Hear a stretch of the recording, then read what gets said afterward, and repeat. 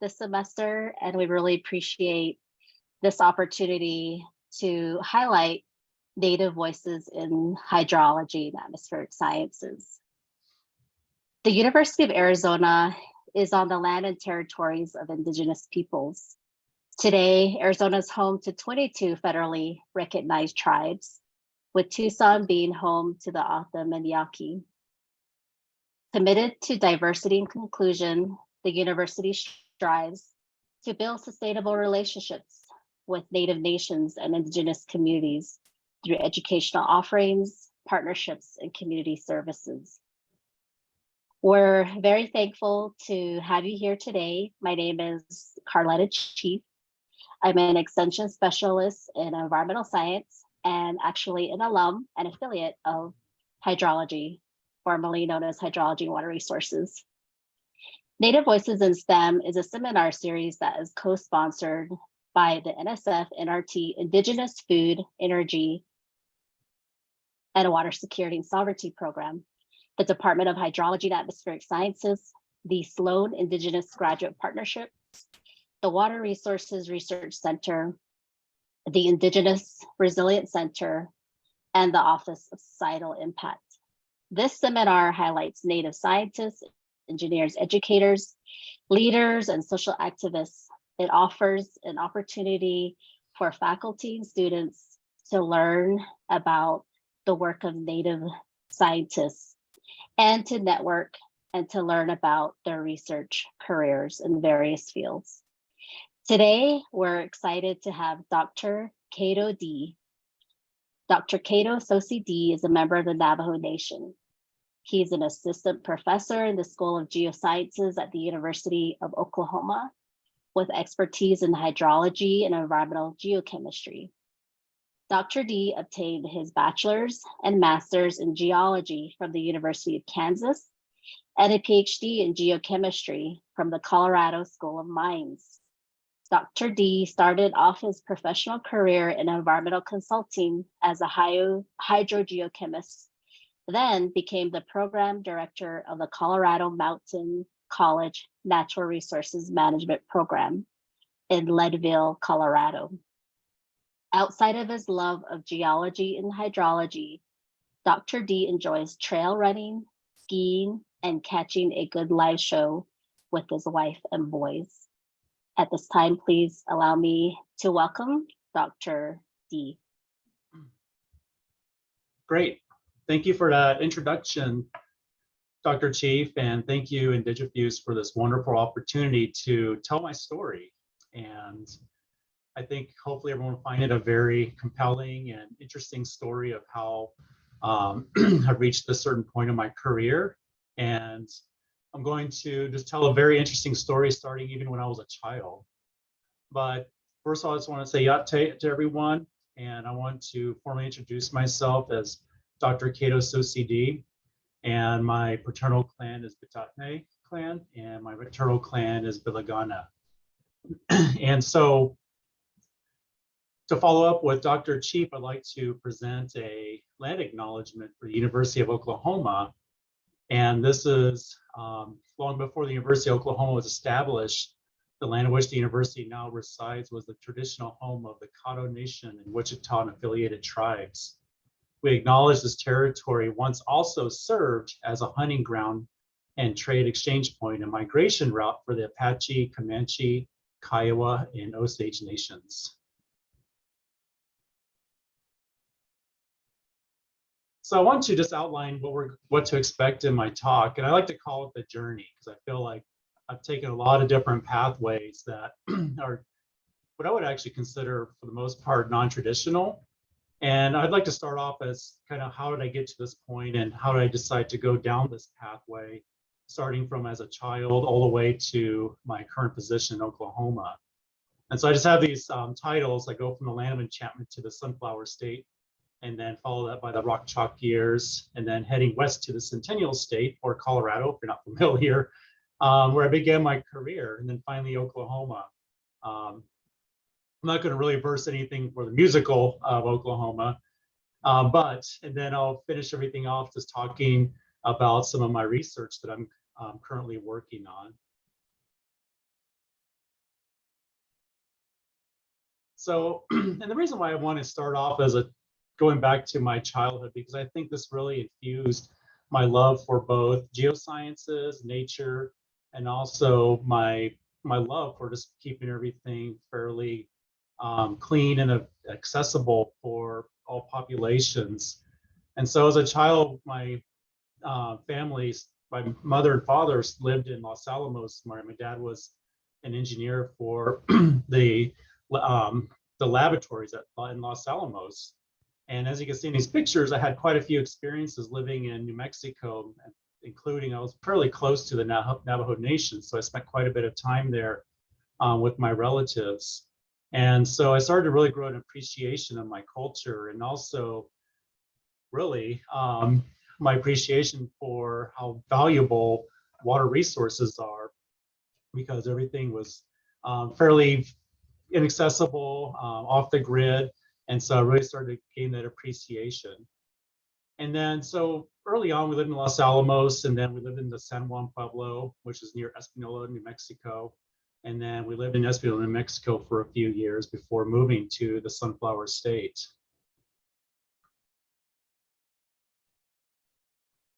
And I wanted to interlude this because this is actually where I began my journey. Like, how did I get into this field? And this is a question that's always posed to me by Indigenous. Pardon me, I'm kind of getting over a cold right now. But really, what sparked my interest in getting into this field? And so, one thing that really sparked my interest as growing up, I had heard a lot of stories from my relatives about the uranium mines. And early on, I didn't really understand what that really meant until I started to get older, especially when I started my geoscience program at the University of Kansas. And so, as most people are aware, there's a really important issue related to the legacy uranium mines in the Navajo Nation. And as a result of the extensive mining that occurred throughout the Navajo Nation, as you can see in this lower left-hand map from the US EPA, where each red dot represents one of the many cataloged abandoned mines or abandoned uranium mines in Navajo Nation. And so this is a legacy that's very unfortunate, where it led to a lot of illness, as everyone knows, and then also widespread contamination of soil, air, groundwater, and within the ecosystem. And so speaking to a lot of my relatives over the years, it's really provided really the driver to my pathway in environmental geoscience and especially hydrology. And I was really interested in understanding how trace metals, especially in particular too, were so widespread and how impactful they can be in ecosystems and human health.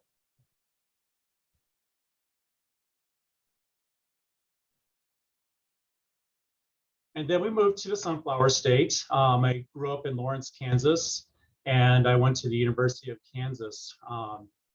And this is where I began the rock chalk years. And interesting enough, I didn't really look at geology at first. I was actually really interested in engineering. Now, I can't really specifically say what swayed me to geology, but I think a lot of it was everything I previously mentioned was instilled to me early on, was my love for nature, the outdoors, and pretty much a steward of the environment too. And so I eventually ended up moving into majoring into a geology degree.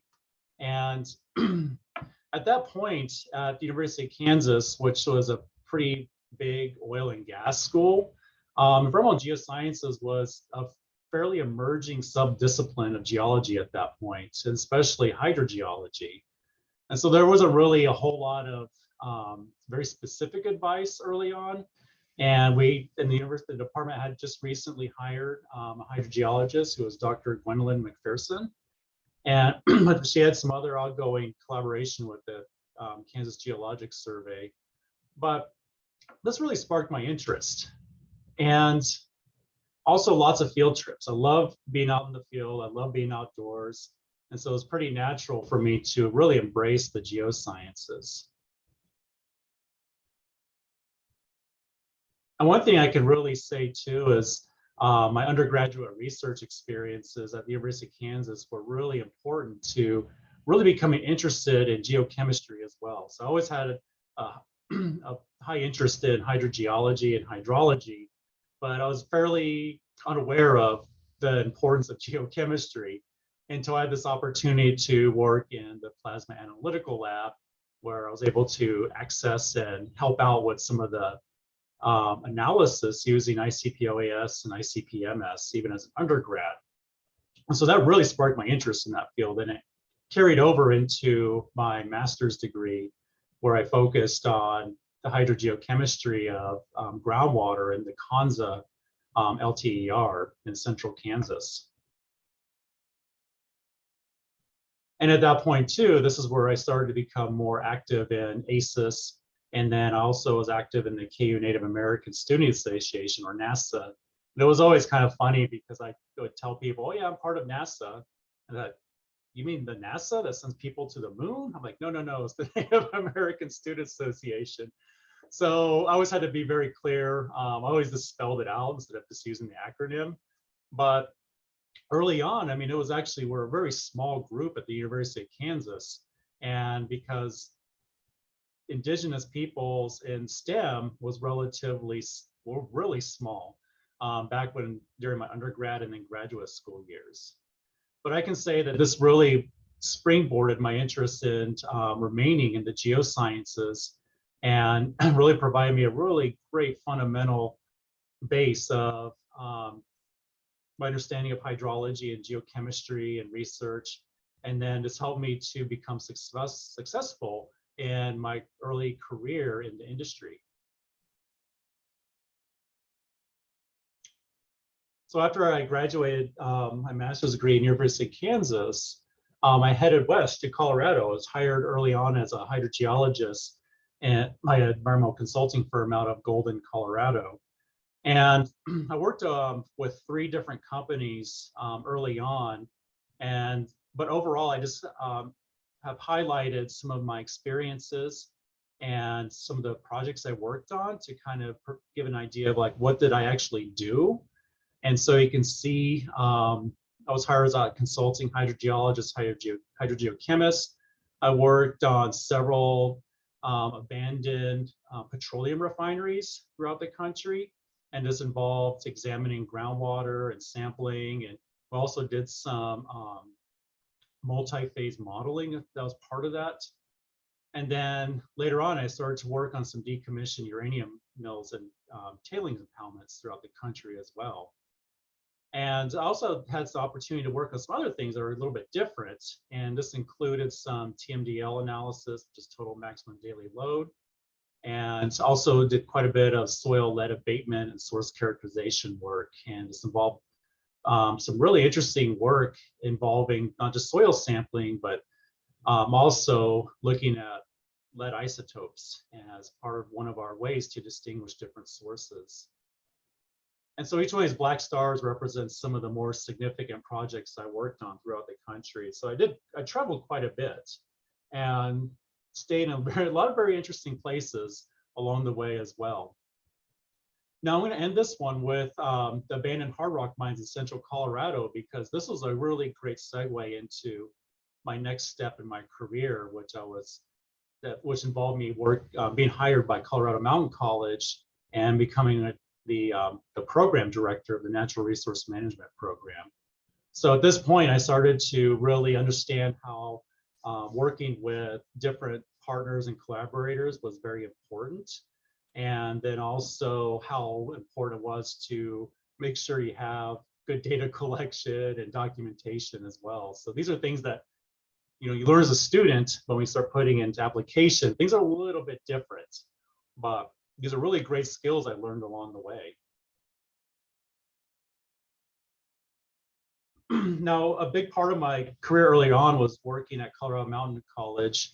And this is where I label the academia journey begins, because I started off as a project manager in the Natural Resource Management program, where I helped to coordinate a lot of field efforts involving students and industry and government partners to address quite a bit of contamination related to abandoned mines in Leadville, Colorado. So if you're not familiar with Leadville, Colorado, it was one of the largest mining districts in the nation.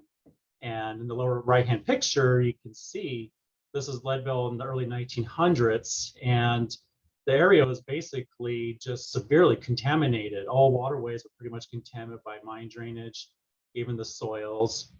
And so that legacy continued for over 100 years. And so it also provided a great learning and educational opportunity for students. And I really took that by heart and ran with it.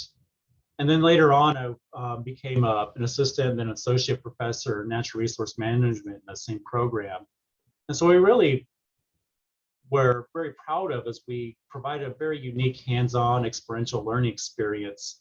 And so we had just multitudes of students that would gain all these important skills or field skills out working on these different projects in these different mines. And then also we provided this great network they can collaborate with, and then that would help them with some future employment opportunities as well. And so this extensive network of environmental professionals was very important in this program and what really made it very special too. And including all that also helped to facilitate the Lake Fork Watershed Working Group, where we focused on a lot of abandoned mines and their impacts in a mining district on the opposite side of the valley where Leadville is located. So we did some work that was related to the California Gold Superfund site, but for the most part, we did a lot of work on the opposite side of the valley at another watershed that was impacted by abandoned mines. And so in these pictures, you can see just all the various activities and some students that we worked with. And in addition to just applying more of my skills and knowledge in geochemistry and hydrology, I also got to do some other things too I never even thought I would be part of. And this included like fish shocking and some wetland delineation. So it was really just eye-opening, and I loved just having all those opportunities to participate in other aspects of the geosciences and environmental sciences fields.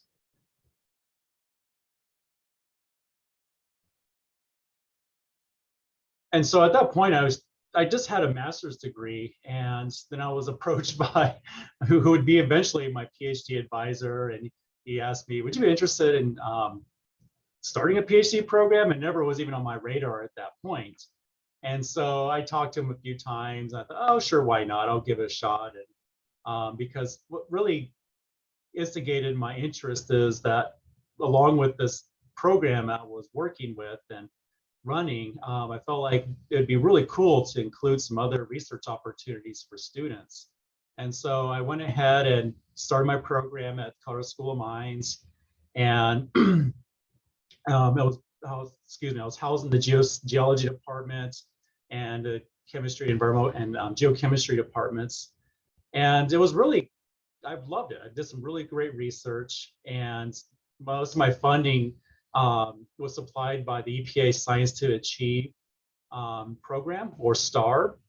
And I'm not really sure if it's still around anymore, but it was really great because it really focused on funding research or PhD or graduate programs with a very strong emphasis on improving our environment, and also providing some tools and also helping to improve our ability to understand and how contaminants flow in the environment and could possibly impact human health. Now, keep this in mind too, I did a lot of this while still working full-time at Colorado Mountain College. And so it was a really big challenge to balance family life, my job at Colorado Mountain College, and also keep the PhD program moving along. But I did it. But I could actually say I was not able to do this without the support of a lot of my students too. And so I was able to fund students to help me. So this was some of the research aspects that I brought to Colorado Mountain College. They helped me with a lot of my PhD sampling and some of the lab analysis. They helped me with some of my toxicology work too. And so I had this great network to help me move through my PhD program, even while working full time. And then I was able to finish.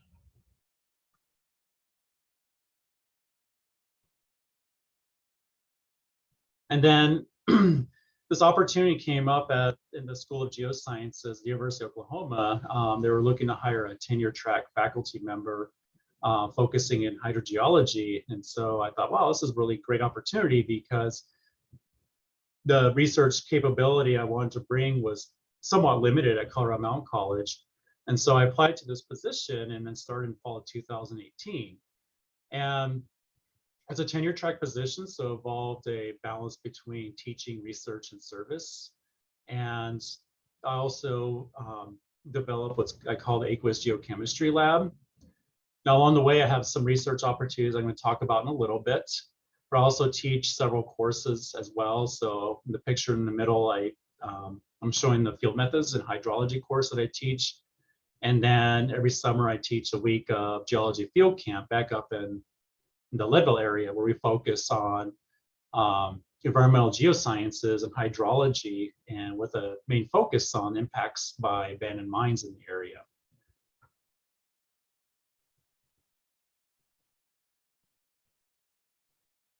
And so the lab I operate on campus is mainly to support ongoing research. And in the lab, I have a variety of instrumentation that allows us to do almost a complete fingerprint of water chemistry. And so in addition to providing support for other researchers, it's also great for research training of graduate and undergraduate students. So in the lab, I have an ICP-OS for trace metal analysis, and a high pressure ion chromatograph for anion, or I would say ion analysis, a variety of different type of ions. And then Aqualog for fluorescence and absorbance measurements. And so I use this mainly for my organic matter research, and you'll see some of the results of that shortly in some of my slides that cover my research. And then a TOCL analyzer, I use this for my dissolved organic carbon concentration measurements.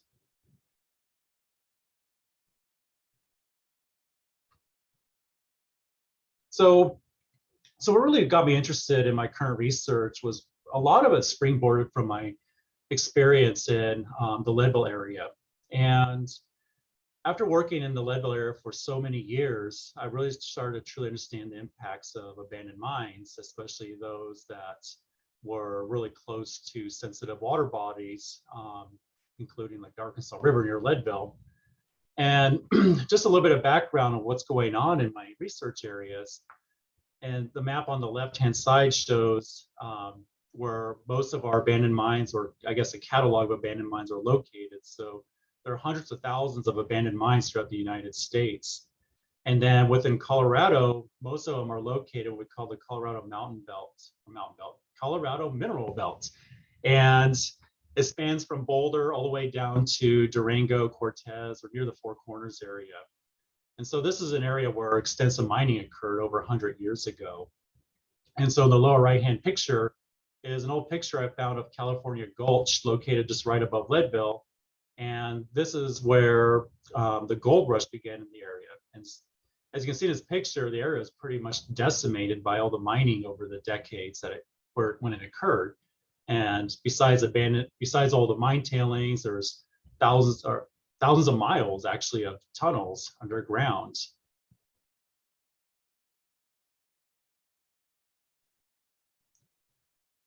Now, some of you may know the issue with abandoned mines is the creation of acid mine drainage. And a lot of this occurs from the oxidation of the mineral pyrite. And as a result of this, two things that are released is, of course, acidity, which is represented by the H+. And then we get a lot of this hydrous metal oxide precipitants that form. And so I represent this by the FeOH3.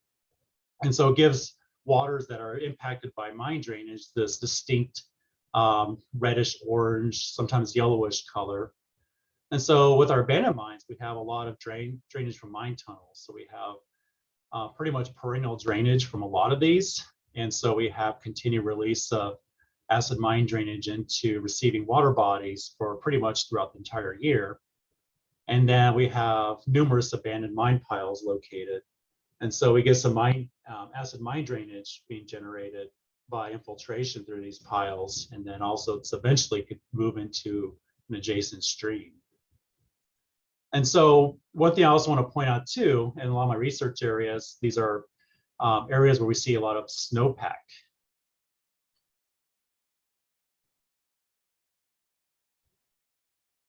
So it's really kind of easy to compartmentalize everything. And I'm kind of a very large scale thinker. And I tell people I like to think about things in scales like watersheds, and not just individual sampling points or just one, a cross section between soils and a stream.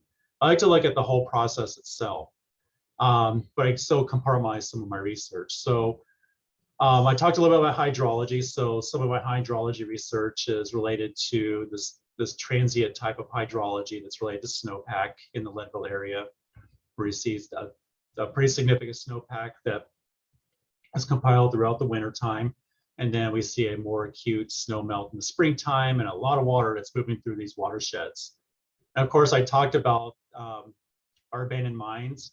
And so I also think about the impacts of acid mine drainage on receiving bodies of water. It's not just the acidity and trace metals, but I'm also thinking about, well, what's the role of all these metal oxides that are produced and are transported through streams and also groundwater. And then I also think about dissolved organic matter, and I'll have a slide that follows up with this that focuses mainly on what is organic matter. Not very many people actually know what it is and how important it can be, and that's where I really want to highlight in my the research part of my talk. And then how is this also relate to ecosystem health as well, because we know that trace metals that are released from these abandoned mines can be very highly toxic to aquatic life in these streams. So instead of just thinking of these individually, I look at them as how are they all integrated together and overlap. And so I look at the complexities of a natural system that you see transient snowpack or hydrology, mine drainage that's also influenced by this hydrology. And then we also see organic matter that's influenced by hydrology. How does this factor into ecosystem health as well?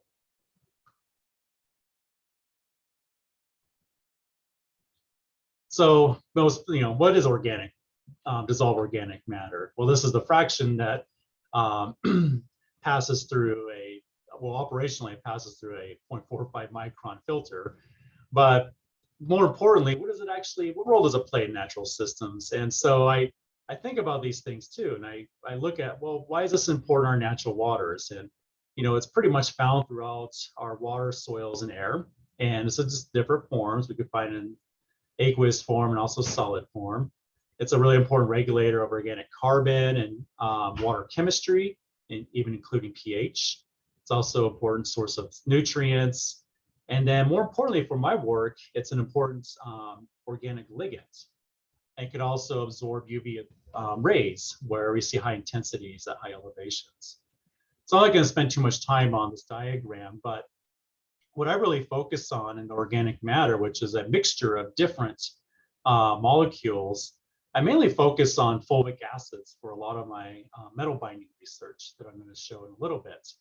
And more specifically, I look at fulvic acids because fulvic acids make up a majority of organic matter pool, and it tends to be the more reactive component of organic matter pool. And so you can see a little kind of a generalized structure of fulvic acid. So it looks very complex, and which it can be, but more importantly, it's one of those, it plays a really important role in our ligand availability in natural waters. So just looking at things in a broader picture, my main research question I always think about is, what is the actual importance of dissolved organic matter in these natural waters? And then have to break it down a little bit more. That's a big question to ask. And so I break it down into what I call DOM source and evolution within watersheds. So I like to think about and look into, how does the source vary, and then what causes some of that variation, and then how do we see this variation in our waterways, and what's the results of that too. And then we have the more pronounced organic matter metal interactions, and that can control metal speciation too. And I think about this in terms of, how does it affect metal binding, metal bioavailability, and then considering that the mine drainage component, I also add in the, how does geochemical fractionation affect the composition of organic matter? And so in this middle part, this question kind of spans both of these, and this is where I look at the ability of organic matter to protect against metal toxicity. Because as you'll see in a little bit, both of these are pretty much intertwined together. And so it's, you can't necessarily separate both of them, but you can see how they both affect them in the data I'm going to show you in a little bit.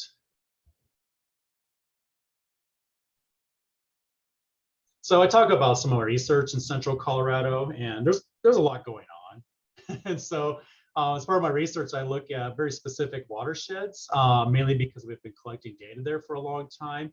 And not just myself, but other researchers as well. So there's a nice catalog of data and publications that we can reference. And so a lot of my research that involves this watersheds and organic matter are mainly focused in the Summit and Lake County areas. And so Leadville is located in Lake County. And in Lake County, we have the St. Kevin Gulch Catchment, Colorado Gulch Catchment, and Deer Creek Snake River. And these stars are the locations of a confluence. These are my sampling points. And so instead of showing all of them, I showed one very distinct sampling point. So here's the confluence of where Colorado Gulch, which is shown over here in the right-hand side.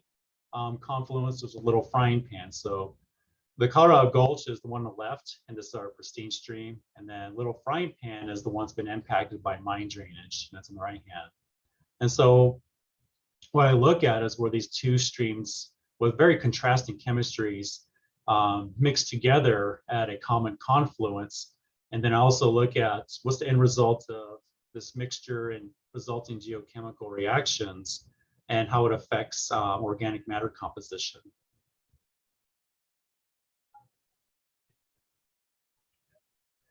So one thing I'm really interested in is the seasonal effects on organic matter composition. And so organic matter pretty much begins in the soils in these areas. And so it's the decomposition of vegetative matter and accumulates in soils, and then it's transported by water moving through these soils and transporting this organic matter into streams. And so the hydrology is a very important factor on this. And this is where I start to build a story on seasonal effects. And one way to demonstrate what's going on as far as seasonal effects, and what I mean by seasons, is to look at a hydrograph. And this is a hydrograph of the Snake River gauging station near Montezuma, Colorado.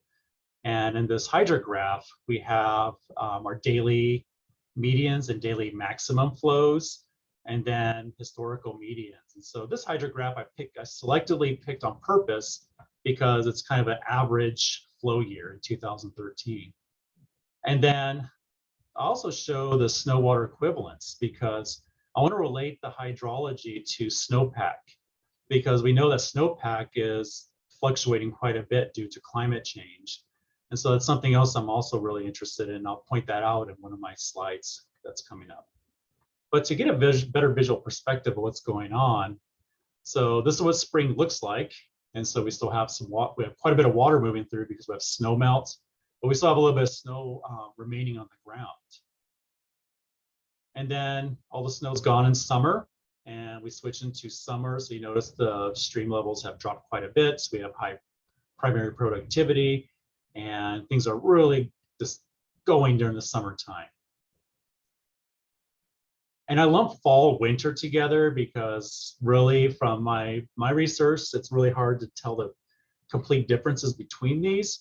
And this is where we see base flow occurring in these streams. It's really cold. And then eventually in winter, all the streams get covered with snow. And so you might have a few feet of snow sitting on top of these streams, and you have to break through the snow and the ice to actually sample these streams. So how do I look at the seasonality effects on organic matter composition? And there's many ways to do this. And what I'm going to show in these slides is I use spectroscopy. And so on the y-axis, this is the specific UV absorbance.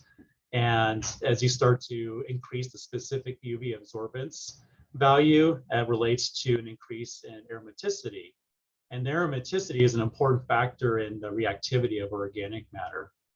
And on the bottom is our fluorescence index, and it provides different information. This gives us an idea about the likely source of organic matter, so we can labeled as allochthonous, which is terrestrial or soil derived, or autochthonous, which is organic matter that's created within the water column, whether it's in streams and also groundwater as well.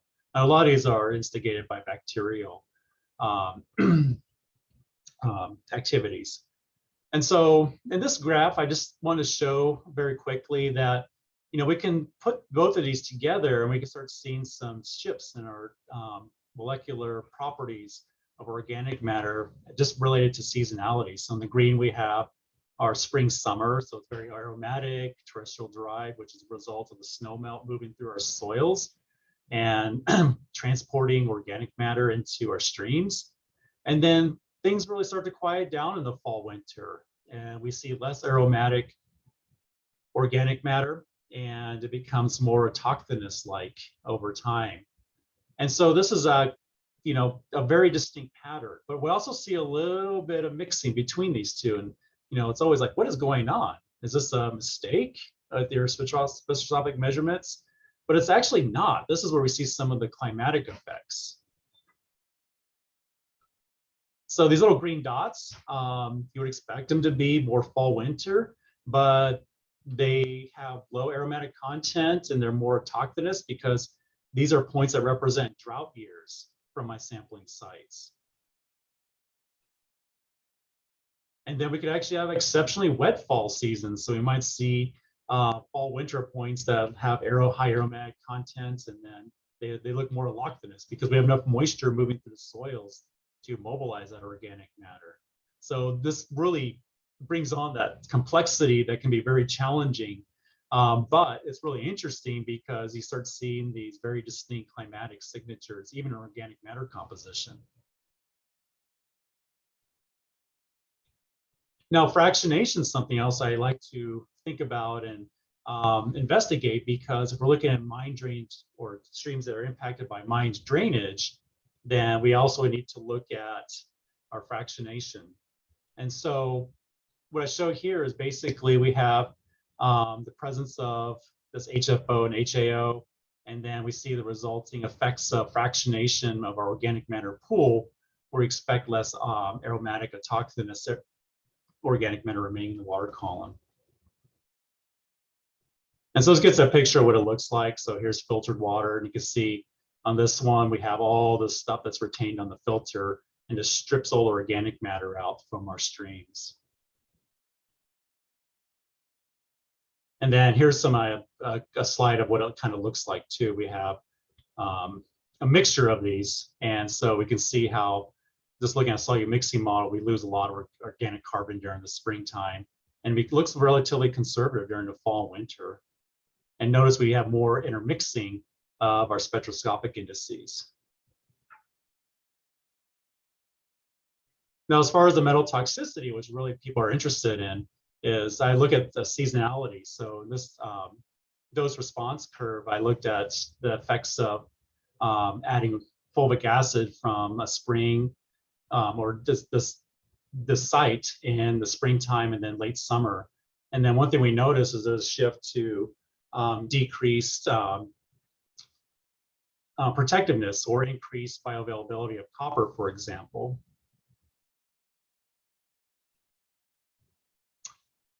And then here's our metal toxicity effects related to fractionation. So you can see here's our pristine stream, it becomes fractionated, and then notice it increases the toxicity of copper very distinctly. So I have a few more slides, but I think that just for time's sake, I just wanted to say that I also have some research related to groundwater. And so one thing I'm really interested in is kind of relating our groundwater signatures to surface water as well. And there's some other ongoing work that's more locally. So I'm looking at more localized properties of our watersheds.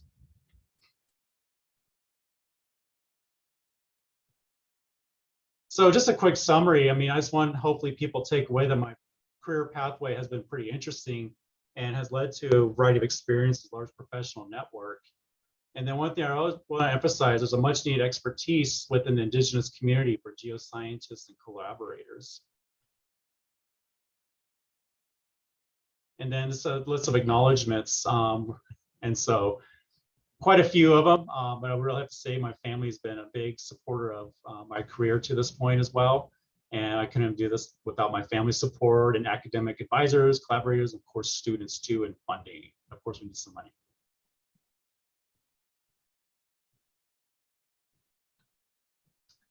Thank you so much, Dr. Dee, for that amazing talk. Really, really interesting to hear how your path has been very diverse in the way that you molded your journey in terms of industry, consulting, even teaching, and then now as a professor there at University of Oklahoma. So thank you so much for your talk, and I would just want to go ahead and open the floor for any questions for students and faculty out there. There's a lot of great content in here and opportunity to really have a dialogue, which is really one of the purposes of this Native Voices in STEM. So any questions out there? Feel free to go ahead and unmute yourself and ask the question.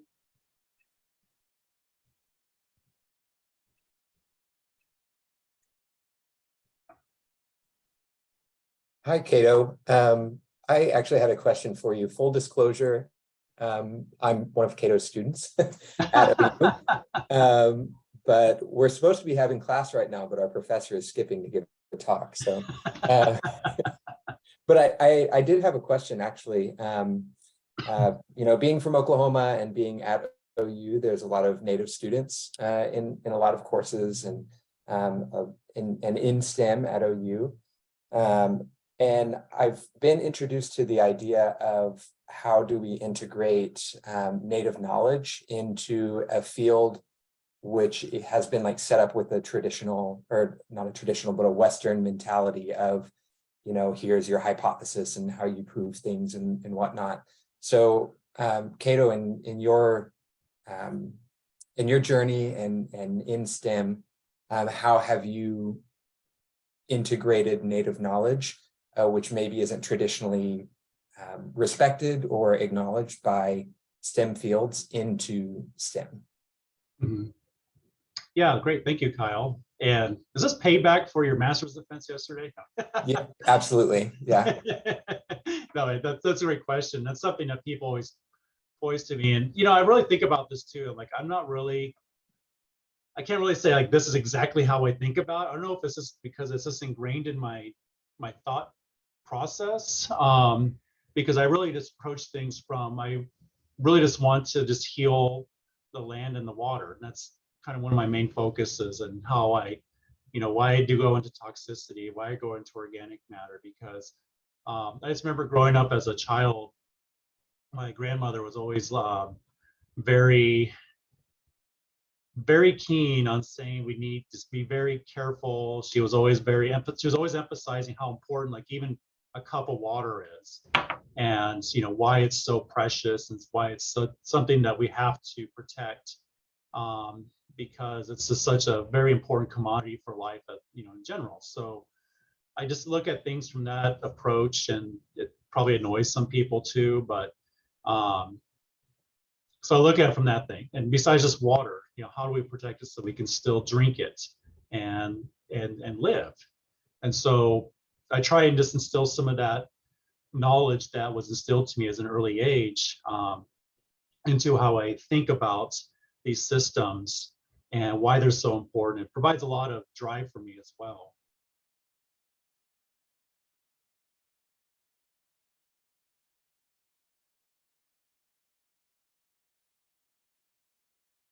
Any other questions?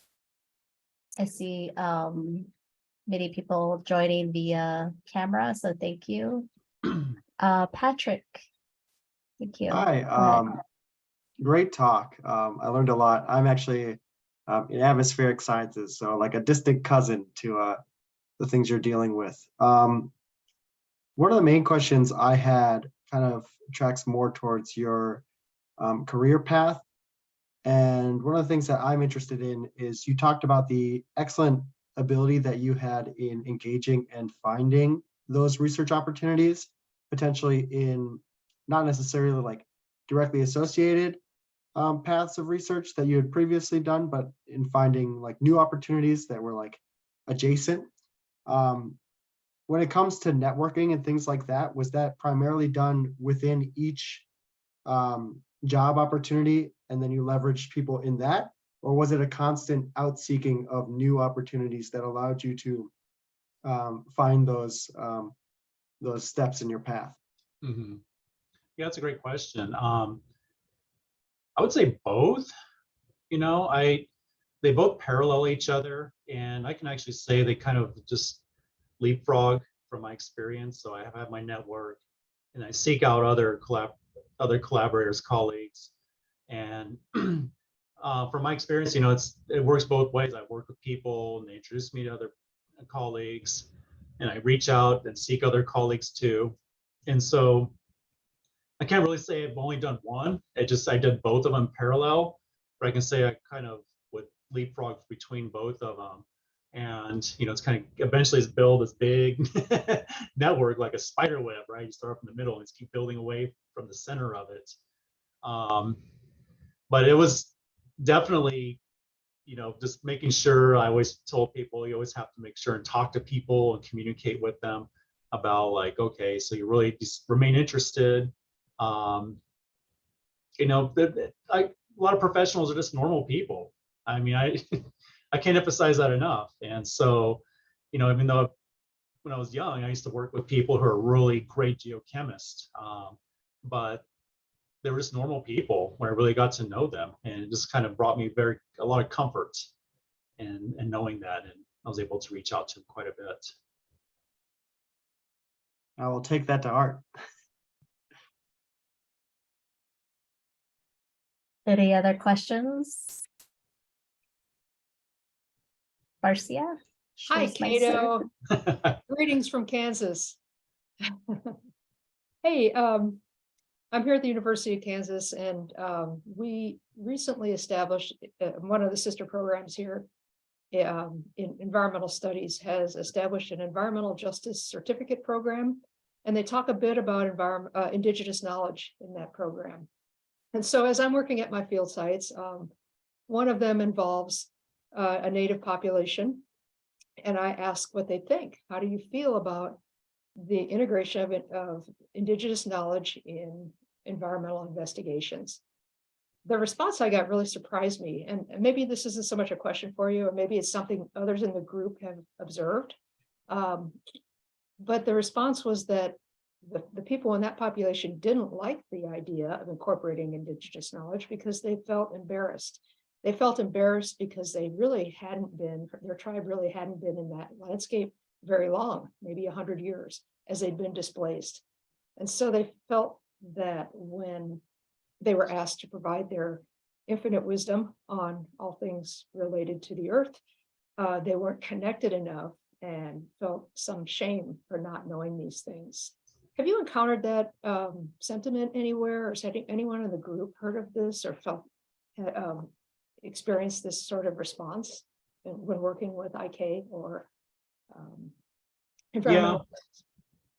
I mean, I could actually say yes. You know, I think there was a stereotype early on in my career too. Like this is, well, one thing too, always like if there was a project that involved working with a tribal nation or close to a tribe, they assumed like I would be able to get along with them just right off the bat, without having any knowledge of who they are and what their culture is like.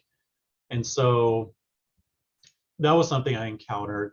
Something else I encountered is, like I said, the stereotype. Like I'm just like, you know, I don't know how to put it, like the tree hugger or whatever. And so people are like, oh, of course you like to do that sort of research. And I don't know, it's kind of a hard thing to put a pin on for me personally, because I think most of my experiences in that area were fairly early on. But I think just by continuing to work in the field, still providing some assistance on some of the uranium mine work too, I think people are really starting to feel a little more comfortable saying this is, our knowledge, and this is why it's really important, how it could be very helpful too.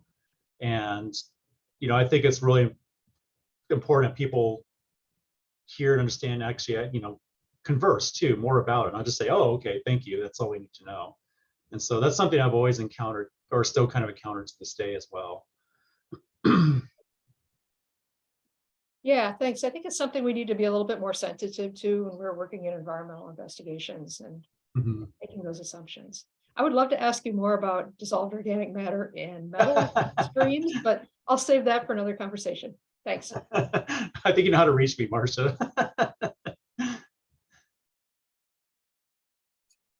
Great, thank you. I think we have time for one last question. I see Dr. McIntosh turned her camera on, so I don't know if she has a question. Oh, thanks, Carletta. No, but I love this series, and it's great to meet you, Kato, and to hear your journey, and just encourage you to send students our way, since it sounds like we've got common interests, both personally and across U of A. So excited to learn more about your work. Thanks. Thank you. Great, thank you so much. We really appreciate having you here, Dr. Dee. And I think like when I was going through my path, I was advised that if I even wanted to keep academia as an option, that my only choice was to get a postdoc. And so that pretty much defined my journey. But you showed a different way in that you can actually have differing experiences that lead to academia. And it's really awesome to hear all of your industry experiences.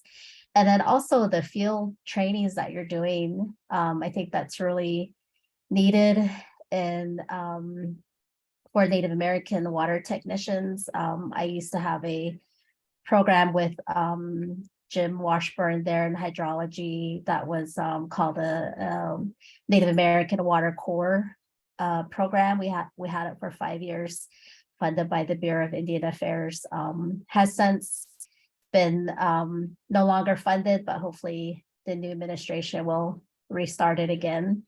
So I think you have a lot to offer in terms of training, teaching, and I hope that we can further connect in our work together. So thank you so much, everybody that's on the line. Feel free to reach out to Dr. Dee for any other questions or follow-ups. You can find his email online. So thank you to everybody for coming. Thank you to Dr. Dee for his talk today.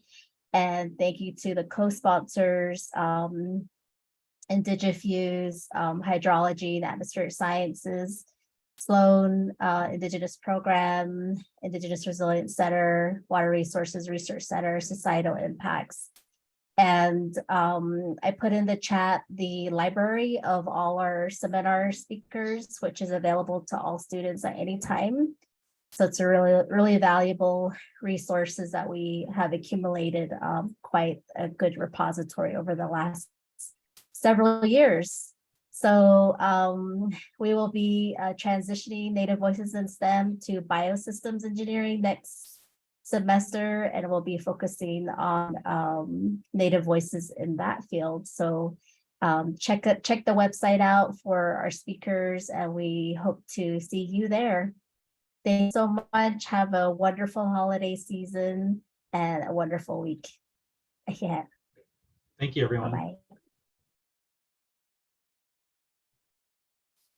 Great. Thank you so much, Kato. That was awesome.